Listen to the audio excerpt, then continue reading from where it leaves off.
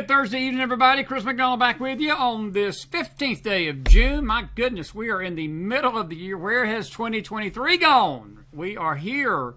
6:15:23. It is good to have my dear friend January Smith Littlejohn back with us tonight so soon. Man, she rocked the house here a few weeks ago, and we didn't give you all a chance to interact with her then. She wasn't live. She was recorded that time. But tonight, we have her live and in the flesh, in person. We're grateful to have her back tonight to talk about the things we talked about before and a few other nuances. Good to see you, friend. You really made an impression on our audience last time, and we're grateful to have you live tonight.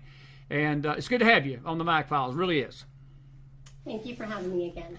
Listen, there were a few people, maybe a few, that were not with us before, and I'm going to give you 5 minutes to sort of give us a summary of what happened. You don't have to go through all the nuances like you did before, but you are facing an uphill battle right now, concerning your daughter. It was concerning the school system situation down in North Florida, a city that I used to live in. And they were pretty much trying to force this agenda of gender situation upon your child, and there was a lot of nuances. I'm going to not mess it up. I want you to tell everybody what happened, because this battle is ongoing in January, but it's beyond you, because it's not just the Littlejohn family that has been experiencing this tyranny from our school systems. There's a lot of parents experiencing tonight all over this country, but it shocked me a little bit, to be honest with you. Florida is a fairly conservative state. I mean, when you get down to it, it's conservative. I know there's a lot of pockets of the state that may not be, but overall, I've always considered it a red state. This happened in the backyard of the capital city, and it's been sort of numbing to realize that it's going on. But tell everybody what happened, because thank God, all this ends well. Your daughter's fine tonight, but tell us what happened again real quickly, and then we're going to get into some questions and some other things tonight. Sure. So what people have to remember is the violation occurred back in 2020. Right. And during this time, a lot of parents, we were on cruise control. We thought we could trust the schools. We were unaware, really, of what was under the hood, of what was occurring at schools. And I prided myself on being a very active, involved parent. I am a stay-at-home mom, so the majority of my time was spent up at the schools, volunteering my time. I knew most of the teachers, and so I thought I was doing all of the right things. In addition to that, I'm also a licensed mental health counselor, and so I'm very well aware of the harms of social media and all the things that come along with that. So when we gave our daughter a phone, much later than her peers, by the way, it was very locked down. She was not allowed to have social media, but what we realized is it doesn't really matter, because this gender ideology has permeated every aspect of our culture. So even if she wasn't on TikTok directly, it was very easy for her friend group to send her a meme or a TikTok. But back to what happened at the school, our daughter became confused about her sex after 3 other friends in her in-person friend group also started suddenly identifying as transgender. And transgender today can mean all types of things that it didn't mean even 10 years ago. If you Google how many gender identities there are, we're up to 72. And so at the time of my daughter's distress, it was the height of COVID, and she told us that she didn't feel like a girl. So we were eliciting the help of a counselor. It was escalating very quickly, and her mental health was deteriorating very rapidly. So we were concerned. And a couple of weeks into the school, she got into the car and said, "Mom, I had a meeting today at school," because we knew she wanted to go by a different name. At the time, she was identifying as non-binary. And just to give your audience a little bit of history about that, these kids' identities change multiple times, typically during the time of the confusion. So for my daughter, in 2.5 years, her gender identity changed 4 times. And so the bottom line is these kids are confused. And what the school did was they affirmed this confusion blindly. So when she went to the school and said, "I'm non-binary and I want to go by such and such a name and use these pronouns," instead of doing what they should have done, which is call her parents and let us know what was going on, what happened was my daughter got into the car and said, "Mom, I had a meeting today and they asked me which restroom I wanted to use." I was immediately shocked. We were not allowed on campus because, again, this is fall of 2020. So we were just grateful our schools were opening. Most schools around the country were not open in person. So I think people have amnesia almost of what actually was happening in 2020. So true. We just kind of want to put it behind us and walk away. But I encourage parents to not do that, because what was done to our children was catastrophic in terms of their mental health. So I immediately emailed the guidance counselor and was called back with the guidance counselor and the assistant principal. And I was told they could not give me any information about what occurred at the meeting, that my daughter was now protected by a non-discrimination law. So this went back and forth. For your audience that's not familiar, I would encourage them to go back and listen to the interview that we did a couple of weeks ago. Yes. Because this is a really long story. We didn't right out of the gate file a lawsuit. That was not even in our mind of an option that we would even consider. We were trying to work this out with the school. Initially, we were confused. The confusion turned into anger and outrage.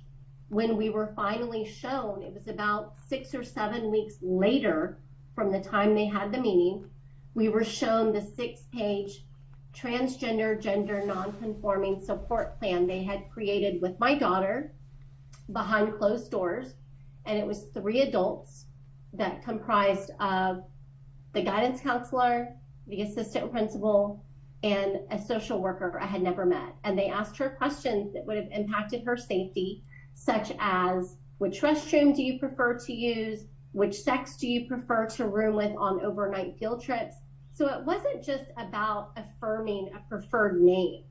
They were doing a social transition on my daughter, and it turns out this was a not only Leon County district-wide policy, this was the standard guideline and protocol all over our state. And it turns out it's in most states. That's right. And so this was kind of festering under the radar for a really long time. And when it happened to our family, as both a mom and a counselor, this wasn't something that I could keep quiet about. This is incredibly egregious, both toward my daughter, who was genuinely confused and needed the support of her parents, but also it was incredibly damaging to our parent-child relationship because it created a huge wedge. Absolutely. Where there would have not been one otherwise. And I want to clarify a few things because I want to make sure we got this right. The school system of Leon County had absolutely no remorse about this, which forced y'all to address this legally. Is that a fair statement? So we tried for many months to get this resolved and so you can't call it a policy. Okay. They were very clear that this was a guideline. And I kept questioning, why do you keep correcting me when I'm calling it a policy? Because you're treating it as if it's a policy. Policy, right. And the reason was, and this is very important, when a school adopts a policy, it has to go through school board approval. Correct. Which means it goes through the light of day. Yes. Now, prior to 2020, a lot of parents were not watching school board meetings. They were not engaged in school board meetings. Most of them, if they showed up, it's because their daughter or son was being honored or awarded in some capacity. I mean, these were very dry, boring kind of meetings where they're just going, addressing certain issues or passing policies and procedures to continue the school running. And then, of course, COVID flipped the switch on that because of the mask mandates and some of the other things that were happening. They were trying to force vaccinations upon children. But wow. At the time, it was called a guide, but they could still treat it as a policy. And so when we were finally shown the Leon County LGBTQ guide, it was a 37 or 38 page guide that has since been rescinded. But some of these guides were up to 138 pages long. Broward County, Palm Beach County, I mean, these were extensive guides. And they could train everybody from the cafeteria workers to the teachers to the administration without it ever going through the light of day through school board approval. Now, that does not mean certain school board members were unaware, because Equality Florida was one of the biggest players that was pushing this into our schools. Yeah. And they hosted a conference called All Together Now. And many school board members, school board attorneys were actually presenters at these conferences. My goodness. Well, I I've got so many. Let me just do a little house cleaning issue here, folks. You're watching a very special live McFiles Tuesday night early bird special. We got Miss January Smith Littlejohn, and she's giving us her story. We'll take your questions here shortly. I want to ask you a question about the guide. Who wrote that guide? Was that written by school board members? Was it written by an outside firm? Did they go out and get some kind of focus group that said, well, we need to guide the teachers on how to handle LGBTQ issues or policies? Where did that guide come from? So my understanding of the history of it was Equality Florida had approached the public schools all over the state and basically posed the question, how are you best protecting your LGBTQ students? Because, it's all under the guise of safety and anti-bullying. That's how they get these policies in. And so I think it differs from county to county, but my understanding of Leon County was they had a committee where there were people from the community. I honestly don't know who was all on the committee, but they did have a hand in creating this particular guide. And one of the people on the committee was president of PFLAG here in Tallahassee, who happens to have a trans-identified child. Gotcha. So this was an external document that came from not the school board, but outside the school board, but they adopted it as a guideline. That is my understanding. Okay. Got a question for you. This is an opinion question, and if you can't answer it, that's fine. As I know you're sort of having to watch a little bit what you say, because this has been appealed. Because I do want you to tell people what happened when you took this to the courts, because y'all did not get, I think, a favorable ruling and not even a fair ruling. So tell everybody what happened, and I got a question for you as it relates to that guide. But what happened with the legal process? Because you took this to the right place. You stood as courageously as any parent would stand against the indoctrination of your child by these outside forces that had no business telling your daughter what they told her to get her mind messed up as a young girl. What happened legally? Well, it's not only that, Chris. To affirm a child in these identities, this is not a neutral act. No, it's not. This is a psychosocial medical intervention. Bingo. And schools are grossly unqualified to be taking these steps in the first place. It is not their role.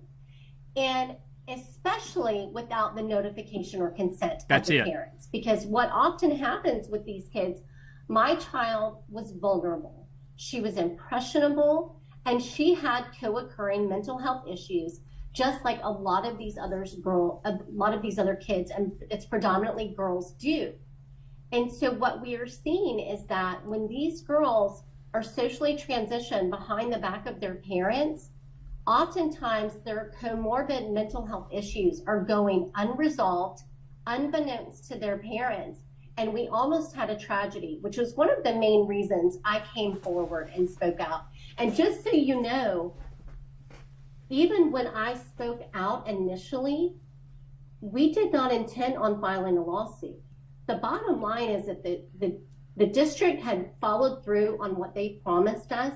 We would have never filed a lawsuit. I would have never put my family through this kind of scrutiny, this attention. Especially, it's been really difficult on all three of my children. Oh, absolutely it has, I'm sure. A couple of questions that I want to ask you about the scrutiny, but I got a question about this before I forget my question, let me ask you about the anti-bullying thing. In your humble opinion, do you really believe that there's any bullying going on in these school systems of people that are not heterosexual? And I'm asking this question for a reason, because one of our moderators, Cleo, she's down under, she's in Australia, and they're facing something very similar right now as an onslaught. It's national, it's worldwide. And she says these things always come in as an anti-bullying measure. So for you to push something like this, you have to come from the premise that there's bullying going on to begin with. And I would argue, and I may be wrong, I don't see kids bullying these kids that identify themselves as that. And if the parents are okay with it, I guess that's mom and dad's business. But I don't believe there is bullying going on. I think it's the other way around. I think the transgender community, the LGBTQ community, is intimidating and doing more the other way than anything's going on toward them. Now, that's my opinion. Sure. And I'm just, what's your thoughts? That's a newer scenario, though, because let me be clear, 20, 25 years ago, there was absolutely bullying that happened. And I don't believe that any child should be bullied or discriminated for any reason. However, we do not need to push radical ideology into schools in order to teach kindness. That's my point. That is completely unnecessary. So it's not that I believe or disbelieve that a certain group of children are being bullied. I think that probably varies from school to school, state to state even. Are you going to have the same kind of situation in Oregon and California that you do Mississippi? That's correct. I don't know. That's correct. But my point is, this notion that we can't teach kindness for all without injecting and sexualizing children is completely false. Bingo. Interesting. The scrutiny that you faced, scale of 1 to 10, how's your life changed? I mean, has the parents around this situation at the school been behind you? Have they been against you? Have they been sort of silent? Have they just sit on the sidelines and watched you take the hit and take the fire, and maybe silently rooting for you, silently not rooting for you? What would you say would be the reaction to the other parents in the school system? Because I tell you what, if my kid would have been in this school and I found out about your fight, I would have come to your side and I said, January, we end this together. Because I would be fighting with you. I would. Because this is worse. Because it ain't just your daughter. It's not just your daughter. You're fighting for the kids in Leon County and school systems all over this country tonight. People don't realize this. This is a national and a global fight against what you just described, an agenda that is being shoved down kids' throats who they don't even know what they're going to do in 2 weeks, let alone I try to get them to understand their gender. For God's sake. What's happening, Chris, is, this ideology is creating confusion where no previous confusion existed. We did not have this level of teen girls suddenly becoming trans-identified like we do now. Bingo. This is a social contagion. So absolutely. For anyone suggesting that the reason we're seeing so many other teenagers is because it's more accepted, that is nonsense. Because if it was because of acceptance and tolerance, then we would be seeing this across the board. We're not. The predominant pool of people that are identifying as transgender and seeking medicalization are preteen and teen girls. And so let me back up for 1 minute because, you've asked me a question about the lawsuit. So the violation happened in September of 2020. We did not file a lawsuit until October of 2021. So this process, it really does take a long time. So from the time we filed the district, they of course filed a motion to dismiss, and the judge granted the motion to dismiss this past December. So December of 2022. So it took well over a year just for this to go through the court system. Now we are appealing that ruling to the 11th Circuit, but there's a lot of time and money, and I live in a very liberal community. However, it was a mixture. I have a core group of mama bears and papa bears that have joined my side, and let me tell you, they have been more loyal to me than my supposed best friends. I don't doubt that.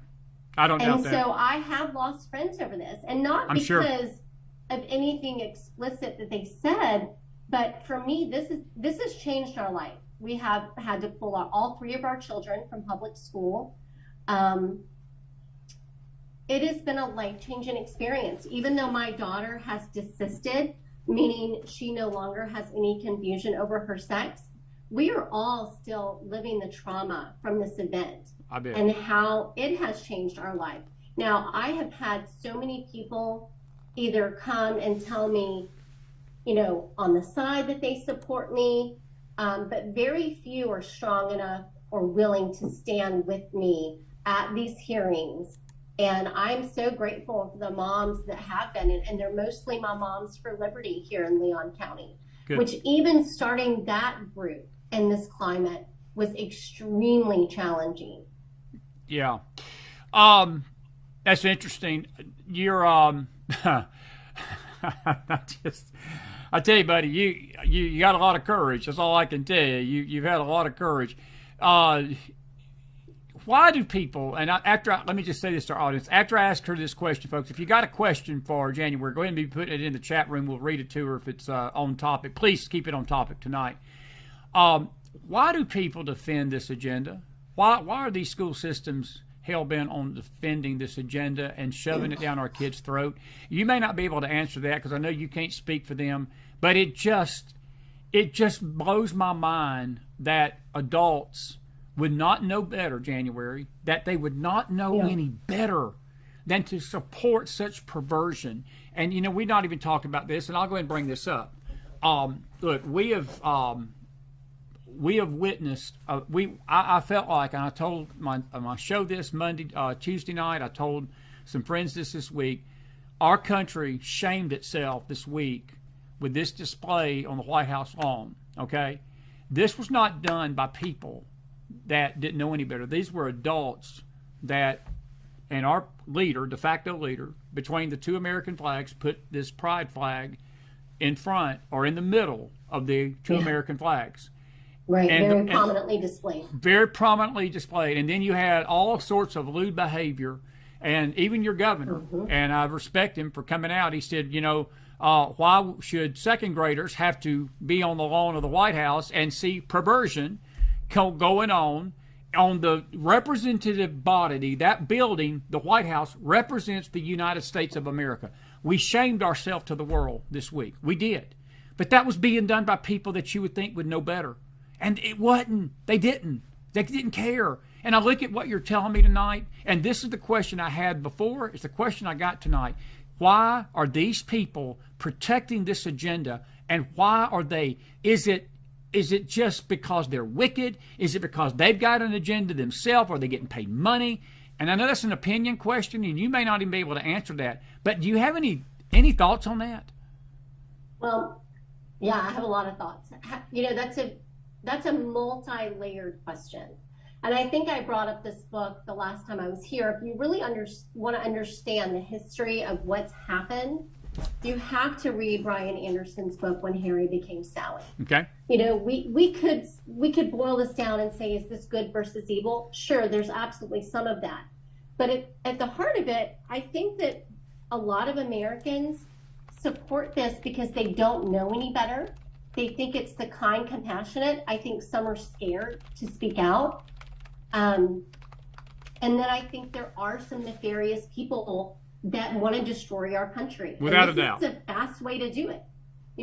A lot, if you look at James Lindsay and his, there's a podcast called Groomer Schools that he's done where he really dives into queer theory and the Marxist ideology behind queer theory, which is where gender ideology is derived from.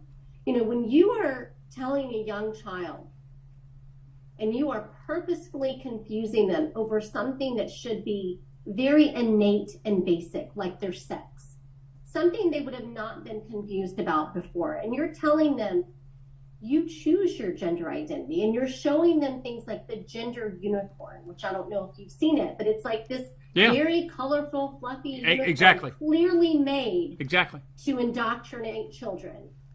And it's very confusing.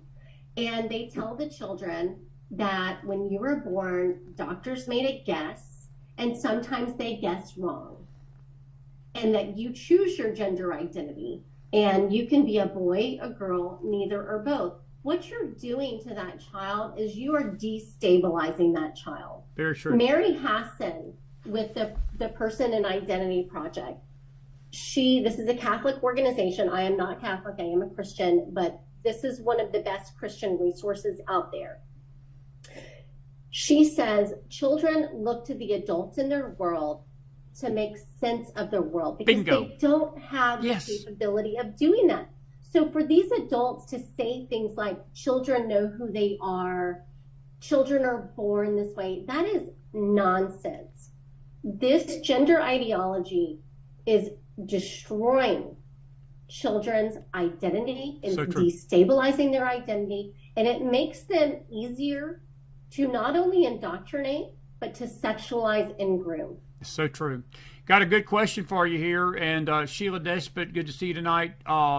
She says, January, do you think children see this transgender ideology as normal because the parents see it as normal? How much of this influence is coming from the house? That's not a bad question because y'all stood up to this. You told your daughter the truth about her identity. But there's a lot of parents, January, that faced with this same situation, they'd side with the school system.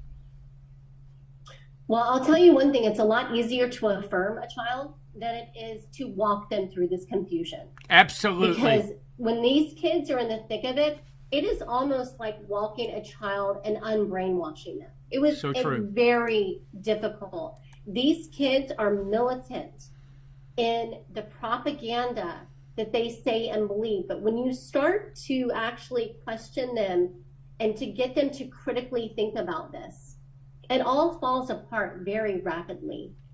And so, yes, I do think there are some parents that have normalized this either for their own personal gain. You know, Right. I think that's Right. a small majority, but there are moms who, very similar to like a Munchausen by proxy, have forced this on their children so that they can get the attention. And look what an amazing, accepting mom I am. Now, I do not think that's the majority. The majority of parents that I work with are horrified that their children, it was like a light switch.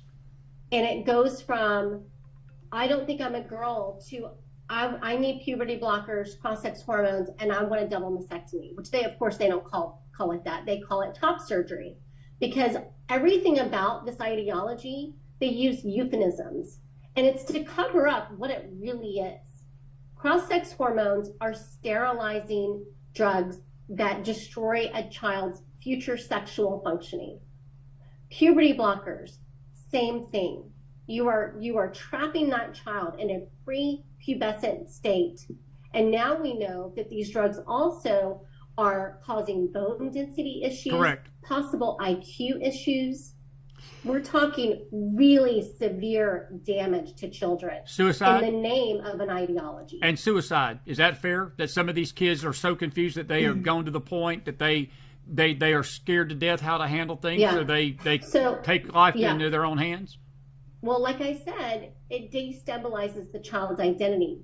So with that, of course, is going to come mental instability. Correct. And so this is a very under-researched issue because it's become so politicized, and a lot of the activists wouldn't even allow research to happen.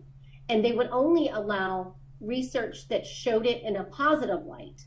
But some of the best research that we do have out of a country that's very socially liberal, which is Sweden, showed the suicide rate of adults post-transition, and this was about 7 to 10 years post-transition, was almost 19 times that of the normal population. Wow. So this whole Wow. medical transitioning Good grief. being sold as the end-all be-all treatment intervention does not correlate with the evidence we have of completed suicide. Now, So true. suicidal ideation, it should be taken seriously, and it is a comorbid factor. But parents are being coerced and strong-armed into medically transitioning their children because they're sold lies like, would you rather have a live son or a dead daughter? Yeah. You have to affirm your child or your child will kill themselves. There's no evidence of that. Yeah. Good question. Got two really good questions. Lisa Standiford's first. Do you have any idea of what percentage of teens, kids in school, identify as transgender? Any studies on that? How much percentage we're talking about here? So I know there have been a couple of polls in the last couple of years. And I believe we were up to, and of course it varies by age group. Sure. So the younger the age group, the higher the percentage is going to be. That's very true. And I believe it was almost 35 to 40%. Now that wasn't just transgender. That was the percentage that identifies LGBT. Right. So the whole spectrum. Okay. And for a lot of these kids, that's how it starts. They'll come out to their parents as, I think I might be bisexual, or I think I might be a lesbian, and then it morphs into the gender identity. Gotcha. Good grief. Cleo is in the house from down under tonight. Good to see her. It's day over there. It's already Friday. She says, are there any lawsuits against educators from detransitioners? It's not a bad question. What is there other lawsuits going on against these educators? Because let me tell you something. To me, they're the ones that stand accountable for this mess. These educators. Some of it. Well, it's not. I mean, yes and no. Some of them, yes, but there are really good teachers that have no idea where this is coming from. That's true. So it really is a top-down issue. I mean, this is coming all the way from the Biden administration, but it's even higher than that. It's at the UN level. Yes. This is being literally pushed in every aspect of our culture, which is why it's not just a U.S. phenomenon. We're seeing it in all of the Western countries. Now, some promising news is we do have countries like the UK, Sweden, Norway, and Finland, where it hasn't been as politicized. And these countries, like Florida, did an actual systematic review of the literature. And they all came to the same conclusion, that the risk far outweigh the benefit. And so those countries have pulled back, and psychotherapy is now the first line of defense. Some have stopped using puberty blockers altogether, and some are considering using them in very clinical, like very strict clinical trials. But I feel like there's already enough evidence that we have to never, ever, ever use this drug with a child again. Yeah. Now, to answer the question about the lawsuit against the teacher, in our lawsuit, and I believe the lawsuit in Clay County, excuse me, where the girl, the 12-year-old girl, attempted to hang herself. Right. Because that's where I was going when you asked me about suicide. One of the reasons I started speaking out before we even filed a lawsuit, because I thought that me just telling the story was going to be enough to scare them into compliance. I was worried about a child attempting suicide. And that's exactly what happened in Clay County, Florida. And luckily, those parents are also courageous. And I do believe courage is contagious. Yes, it is. There have been so many more lawsuits that have popped up, and parents speaking out. You know, I may have been the tip of the spear, but I am far from alone now. We've got lawsuits that have popped up all over the country. Now, unfortunately, most of them are being dismissed like mine is. However, I am confident that with the appeal and the attention being placed on how harmful this social transitioning is, that this will make it through on some level in some state. Okay. But we did list the guidance counselor, the assistant principal in our federal lawsuit. Now, we can't hold them personally accountable. I don't think parents realize how much immunity school districts and school personnel actually have, because I think that if they realize that, they probably would never have their children in public school. That's true. That's very true. And that's, you know, I think most people in this audience that I know are pushing for homeschooling. I know not everybody can, but I think that's very true what you just said. Another good question from Sandy Sutherland tonight. She says, as a parent relative, what would be the best way to approach the child if the child is believed to be going through this? Because there are parents out there like you that they're listening to your story tonight and they're saying, this is us, and we don't really know what to do. Where do they start? Can you give us maybe a top 3 things to do? Because I know you got to confront the school board. You got to take this to the school system, because if you don't, they're going to keep doing it. But you got to express your displeasure over this, or just pull your kid out. Is that right? Yes, most of the people like myself that have had success walking their child through the confusion, you've got to cut off the communication with the trans influencers, whether that be online Okay. or in the school. So oftentimes, excuse me, it does require changing the school environment. Now, I had a family I was helping who actually came into this in a homeschool co-op. Wow. The homeschool co-op affirmed their child. Wow. So when I tell you there is no safe place, 2 years ago when I sent my daughter to church camp, we found out they were allowing, excuse me, biological girls into the male cabins. So I cannot tell you, I can't express to you when I say this is everywhere, this is everywhere. You have to ask questions.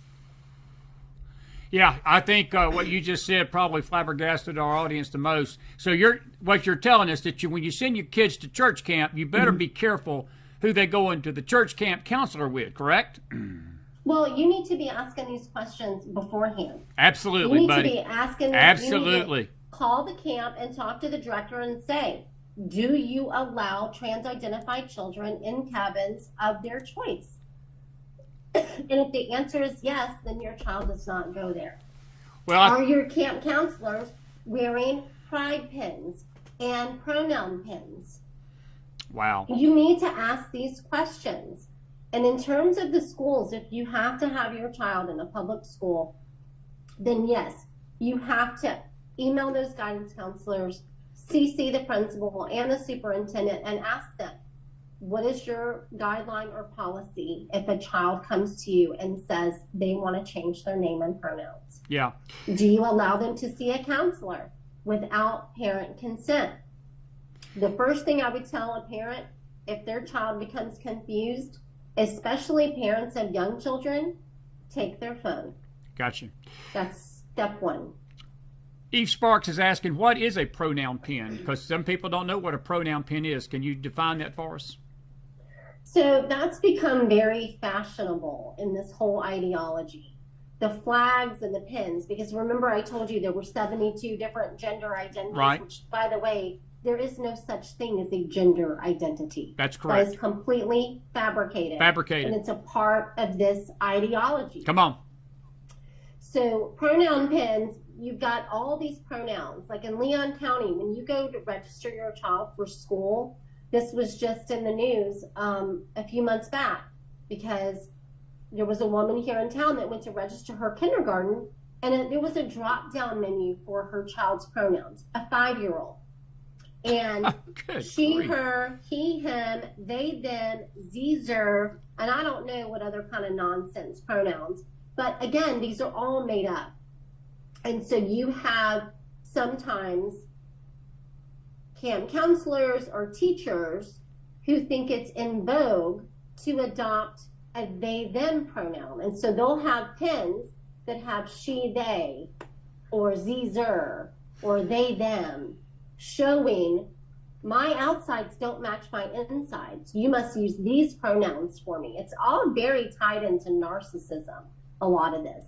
These kids become very hyper-focused and obsessed on their physical appearance, matching this made-up gender identity. Do you see any end to this? Is this going to get worse, in your opinion, or are we going to see a break in this? Is there going to be enough parents that's got the courage to stand up to it? Where do you think this ends, buddy? I mean, that's a great question. I would say we definitely need more parents standing up, because if the Biden administration, or God forbid, if they get another term, if they are successful in making the changes to Title IX, yes, and passing the Equality Act, where they want to put into law, they want to replace the term sex with gender identity, it's game over. It's a complete erasure of single female spaces, girls' sports, parental rights. It is a freight train coming directed at families. And this really is an attack on families. Now, we are starting to see pushback from even people in the gay community. There is a group called Gays Against Groomers.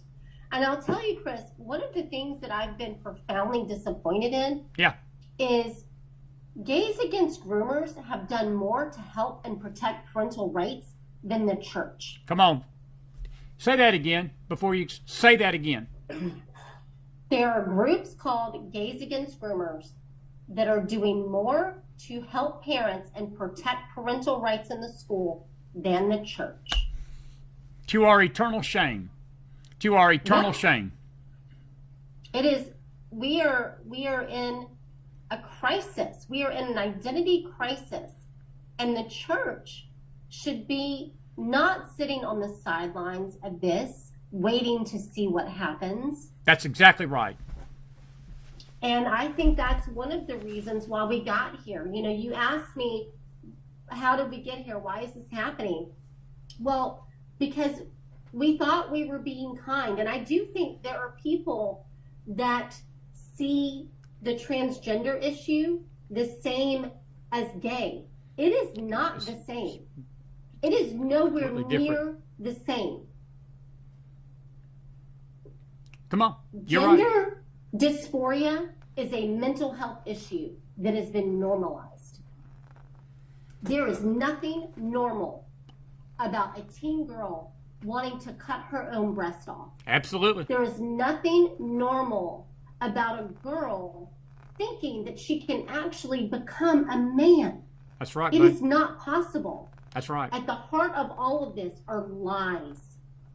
That's right. It's all built on lies. Built on lies, and it's always been built. But I want to say something you said about the church. If the pulpits of America, January, were to have stood up and see this, when you were talking about your support, I didn't want to bring it up, but since you brought it up, I'll ask you. I guarantee you didn't have much church support from this. I don't want to ask about your. I don't want to get into your personal church and your personal where y'all go to worship. But I'm just asking the church in general, because I know a lot of those churches in Leon County. I live there. And did you get any support from pastors down there in Leon County? Well, I have personal support from my pastor. And I don't know why pastors don't feel like they can preach about this at the pulpit. It's a great I don't question. understand that. I really don't. Because if kids aren't hearing the truth in church, they're not going to hear it anywhere. And that's what I tell parents is we've got to be inoculating our children from this insidious ideology, because it's not if they're exposed. You can't protect your child from this. That's right.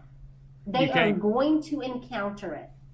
They just are. I mean, you've got commercials with gender ideology. You have Disney promoting it. I mean, I got rid of Disney Plus and all of that stuff, but it doesn't mean my children don't see like previews when we go to the movies. No. Like this is everywhere.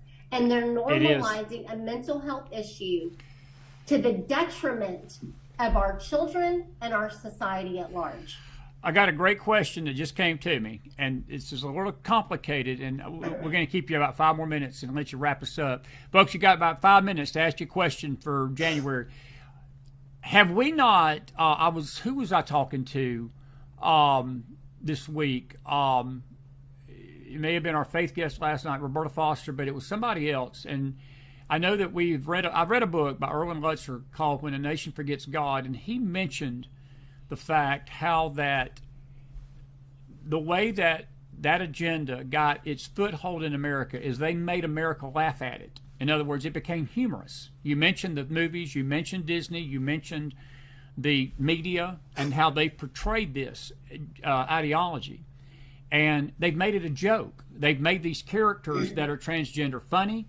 I'm thinking of Tyler Perry tonight, who's got millions and millions and millions of dollars. He made those millions on a character where he's basically dressing up like a woman. Flip Wilson dressed up like a woman. I was watching a video this afternoon or last night sometime, and they were talking about this very thing, how it infiltrated the church and how it infiltrated the country, and it came in January on the heels of innocent fun. And I hate to use that word innocent. It was never innocent fun. But we laughed at it. We thought it was cute. And now we don't think it's so cute because that joke has been on us. Because while we were laughing at it, they were bringing that very ideology that a man can dress up like a woman and a woman can be a man to our kids in our schools and our libraries. Is that an accurate, point? No, because I'm going to push back on that. I think it came really from the PC culture of having to be politically correct and not being able to speak out against things. When they started the cancel culture and silencing people for having a different belief system, that's when the chilling effect really started occurring. When we started to have censorship of ideas, censorship of speech, especially when it came to this issue. You know, I think of, when you were talking about that, I think of Saturday Night Live skits and Mrs. Doubtfire and things that we do find funny. But Mrs. Doubtfire, he wasn't demanding because he had a wig on and makeup that people actually saw him as a woman. Right. That's where this has gone very, very wrong. And I would even push back that 30 years ago, when you had a transsexual, which is the proper term for this, when you had someone who really was experiencing extreme distress over their sex and chose to present physically as the opposite sex, right? That was an old school transsexual. They were not under the delusion that they actually became a woman. They weren't demanding that people use the correct pronouns. I see your point. They knew that this was a mental health issue that they could not find relief for. So I have deep compassion for people that truly do have gender dysphoria, but this has gone way too far. It's been normalized, and now it's being encouraged on our most vulnerable children. Your point is well taken. Your point is well taken. I do believe Lutzer was right in his point as well. I think you both are right. I do believe that it was brought in the door to the country on these levels. And, you know, again, look, the bottom line is, buddy, I'm with you. Look, we have great compassion for people here. We don't judge a soul. I pray for people every day. You're a Christian. You pray for people. Absolutely. I pray for people. We pray that God reveals his love to these individuals before it's too late. We don't throw stones at people. We don't condemn them. Look, absolutely. I and, you know, care. And a great example of that, Chris, is, you know, there are three. There's three individuals that come to mind that are just such great examples of the work and love Christ can do. And that is Laura Beth Perry. Well, she's gotten married. Now it's Laura Beth Smalls. Walt Heyer. He runs a website called Sex Change Regret. And then Billy Burley. And so these are just three examples of incredible human beings that they want transgender people in church. Yeah. Not to normalize it, not to say that's okay. It's so that we can show Christ's love. It's not us doing the work, it's Jesus Christ doing the work. And we can't have Jesus doing the work if we're shunning them and not embracing them as human beings that they are. Yeah, absolutely. And we've got a young man that's been on our show about 5 times, Michael Davis, that the Lord Jesus Christ set him free, totally free. He was a transgender. He was a man transitioning to a woman, and God brought him out, and he brought him out. I mean, to see Michael now compared to where he was 4 years ago, it's a miracle of grace. It really is. Buddy, I tell you what, this has been great again tonight, and I want to thank you for being with us live. I know you got terrible storms down there where you're at tonight. I do want to give you a few minutes to take a few final thoughts. I do a couple of quick questions, and you can answer these real quick. Do you think that there's money being passed to these groups from the government or maybe even medical professionals that are basically promoting this mutilation? One of the questions in Facebook tonight, and she asked that question, she says, do you feel that parents and teachers could be getting money from medical or governments for kids to be pushed to transition? And I think she's absolutely correct, because money has always been the greatest of evil, is it not? Well, the love of it. I don't know about parents and teachers, but schools absolutely get money. And there are four. There are big players. I would encourage your audience to look up GLAD, GLADD. Yeah. They're the ones responsible for making sure that media does not disparage the LGBTQ community, that they don't go off script. Right. You've got GLSEN pushing GSA clubs into schools, giving them money, making sure that middle and high schools have these GSA and rainbow clubs. You've got the Trevor Project that partners with GLSEN that started out with a noble cause of preventing suicide in gay youth. That is no longer what that is about. They have a Trevor chat space, which is a private chat space for ages 13 to 24, where they can go in anonymously and chat with an adult. What could possibly go wrong there? Yeah. So all of these entities, if you look at their financial records, millions of dollars. And at the top of all of them is the Human Rights Campaign. That's very true. Cleo, if you would put that other one in there. I didn't mean to beat you to the punch. I just had that on my mind. Cleo's our moderator. She's good about putting these things in for our people to research. And money plays a huge role in all of this. GLSEN, and a lot of places that people shop, you would be surprised that they're the ones funding these things. But I think you and I touched on it a little bit, and Glenn Beck and some of the others have talked about this too. This ties into the ESG stuff, and there's a bigger picture out there that's way over my head. But there is a reason why companies are pushing this ideology and this DEI stuff into their own companies, onto their employees. Yeah, it don't surprise me a bit. Nothing surprises me at this point. Listen, I'm praying for you. I really am. I'm praying for your family. I'm praying for you. I don't think people understand tonight. Your fight is our fight, because I'm with you. I think if they're already putting 72 different pronouns on an application for kids to get enrolled in school, my Lord help us. If they get a hold of this and it becomes law, I'm telling you something, we are done. We are just done. And once you see, the thing that we've realized, once something becomes law and mainstream, it's hard to get it back out. It's hard to repeal a law as it is to stop it from being made law to begin with.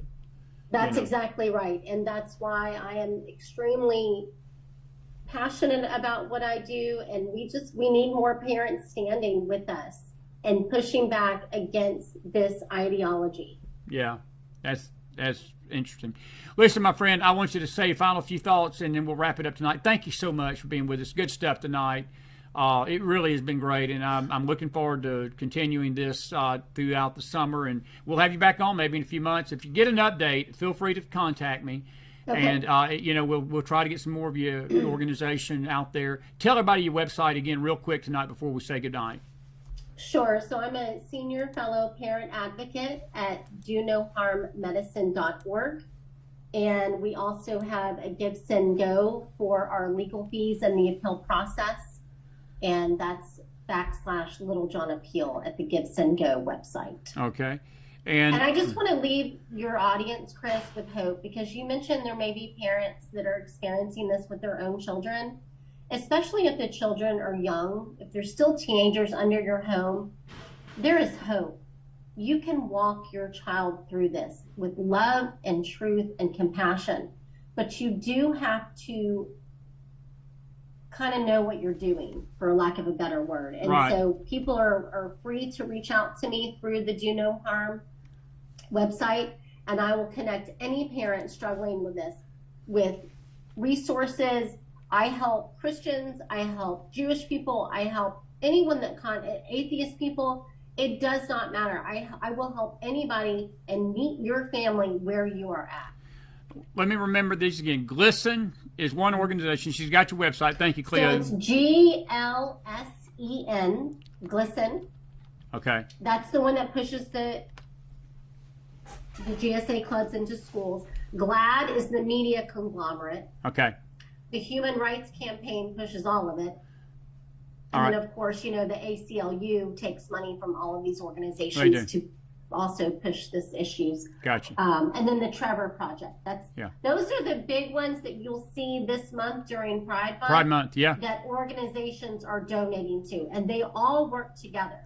Are you a fan of boycotts with these stores? Do you believe that we need to boycott these stores and these organizations that are doing it? Because I was very disappointed. Like, I'm a sports fan. I'm not a sports idol. I don't worship sports, but I enjoy baseball and I enjoy going to see games from time to time. But it has sickened me to watch the Major League Baseball teams devolve into this very thing. And I'm thinking that I've got two grandsons that I took my oldest grandson to his first ever baseball game last year.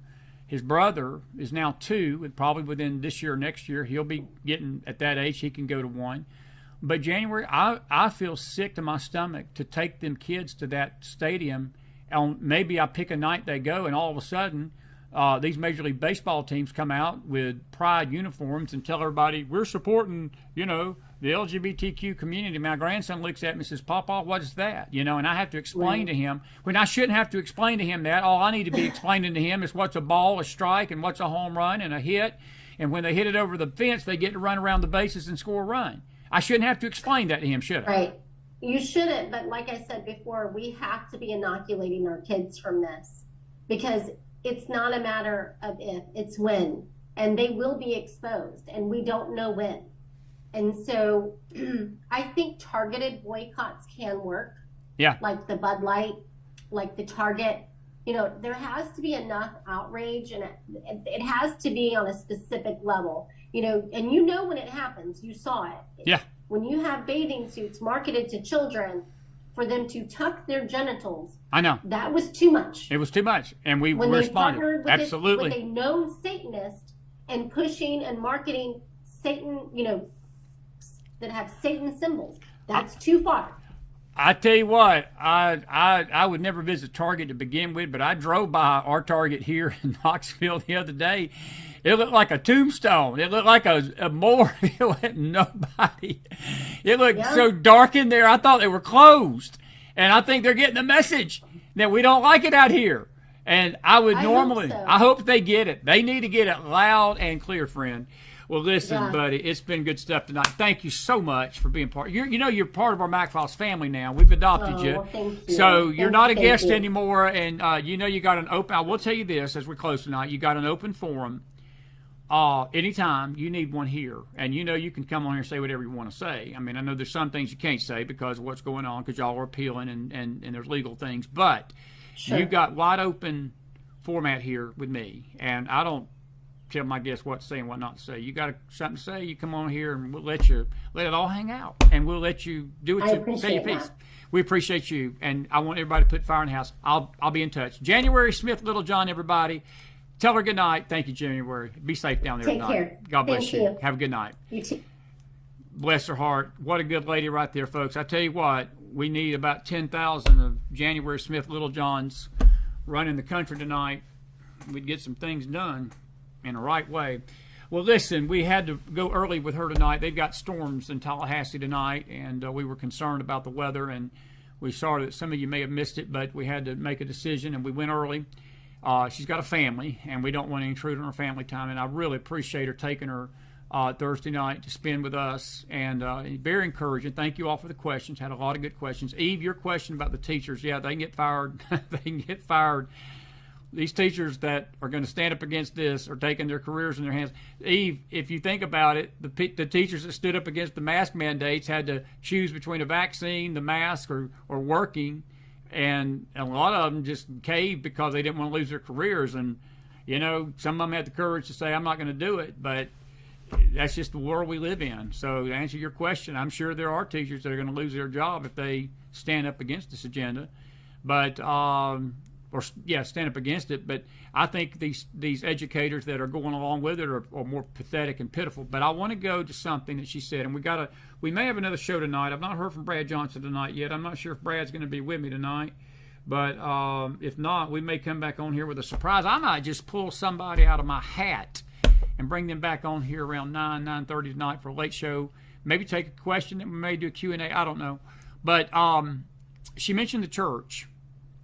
the church, the church, the church, the church, the church, the church has stood by and watched this happen. And I said it Monday night, I'll say it again tonight, folks. We can beat our chest and say how horrible that evil, evil world is out there. And we would be wise to look in the mirror and recognize that we, the church, have done very little to stop this. And a lot of the reason we've done little to stop it is that it's in our midst. And when you invite transgenders to youth groups and you invite transgenders to teach Sunday school and make it a joke, and I didn't disagree with what January was saying about the reason why this took root, but I will say I stick to my guns as well. We made a joke about it for years. We laughed at Tyler Perry. We laughed at Flip Wilson. We laughed at these men that dressed up as women. And we took it for granted that it was a joke, and now the joke's on us. It wasn't a laughing matter. I read a psalm. I'm in the Psalms. I've been reading Psalms every day. I've got an app, and it's a chapter a day that you read about. They give you about 6 to 7 Psalms. They read a Proverbs, and it's beautifully done. And we're going to be doing something similar to that this year with Chris Allman with some music, and we're going to be putting something together like that for scripture reading to increase your Bible reading. But one of the Psalms that has struck me hard this week was when the psalmist wrote, "Fools make a mock of sin. Fools make a mock of sin. Righteousness exalts a nation, but sin is a reproach to any people." And folks, we have drunk our mockery. It's not been funny. There's no laughing matter in this. There ain't but two genders. And when we watch TV programs, and in the past I've been guilty of doing it. I've not done it anymore, but I can tell you I've done the same thing. I've watched it and laughed and thought it was funny. It wasn't funny. And I've had to repent over it. I've had to repent over it. And maybe we need to do that tonight as a people. That we need to repent for making a mockery and laughter at this. It's not a funny matter. Because now, it ain't the adults that are laughing, it's the kids that are being confused and being driven to suicide by it. And that's no joke. That's no joke. And the church needs to be ashamed of itself for allowing this to happen at this point. We are the real reason behind this. We don't want to admit that, but we are. Anyway, listen, I'm grateful that you've been with me on this early bird special tonight. What a great lady. I tell you, we've just had some jam-up guests this year. I've been so blessed. I don't know if my buddy Shannon Washam's out there tonight. I had dinner with him tonight. It was so good to see Shannon. And he said he was going to watch the program. And if you're out there, buddy, I hope you enjoyed it. Appreciate you, man. And Shannon's gone to Africa, and he's got a great ministry here in the city with the homeless in the inner city. And we were talking about this very thing tonight, how the nation has become, it's shamed itself by its actions, folks. And we have shamed ourselves by our silence. And it's tragic. And we need to pray very hard, very soon, and very rapidly that God have mercy on us, because that's the only thing we can throw ourselves on right now. Anyway, all righty. Now, I'm going to take a break. I'm going to get the vest off. I may put the I was not here hat on and do a little late night Q&A. I've not done that with you in a long time. We may take a few questions from you tonight. And I may pull one of you, just text you and say, all right, get on the phone and start talking. So now's the time to turn your cell phone off if you don't want to be a guest on the McFiles tonight. I've never tried an open mic. I should have an open mic night. I might try that in the near future if I'm brave enough. Just have people call in and say their piece. Trash the show if they want to. Call up and tell us how bad the McFiles is. That's all right. Anyway, we're grateful that you joined us on this Thursday night early bird. Hope you enjoyed January Smith. And I will see you a little bit later tonight. More than likely I will. I feel like I need to tonight. But listen, until then, McDonald out on this Thursday. Did you enjoy her? Put some fire in that house tonight. I will see you a little bit later. And thank you all for being with me tonight. Good show tonight, without a doubt. Bless you all. Pray for your country.